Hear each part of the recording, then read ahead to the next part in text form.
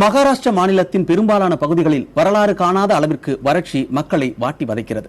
அவுரங்காபாத், பீத், ஒஸ்மானாபாத், லத்தூர் உள்ளிட்ட பல இடங்களில் தண்ணீரின்றி மக்கள் தவித்து வருகின்றனர்.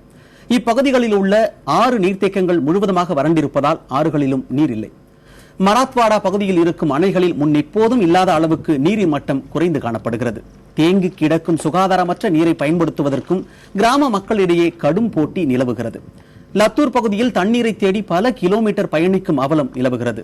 தண்ணீர் பற்றாக்குறையை போக்க லத்தூருக்கு 50 பெட்டிகள் கொண்ட சரக்கு ரயிலில் 25 லட்சம் லிட்டர் தண்ணீர் கொண்டு செல்லப்பட்டுள்ளது. அகமது நகர் நகருக்கு உட்பட்ட குக்காடி கால்வாய் வறண்டு போகும் நிலை ஏற்பட்டிருக்கிறது. இதனால் கால்வாயை நம்பியிருக்கும் பகுதிகளில் 144 தடை உத்தரவு போடப்பட்டுள்ளது. தண்ணீர் தட்டுப்பாட்டால் தவிக்கும் மக்கள் சிறிதளவு நீருடன் காட்சியளிக்கும் அந்த கால்வாயை நோக்கி படையெடுக்கின்றனர்.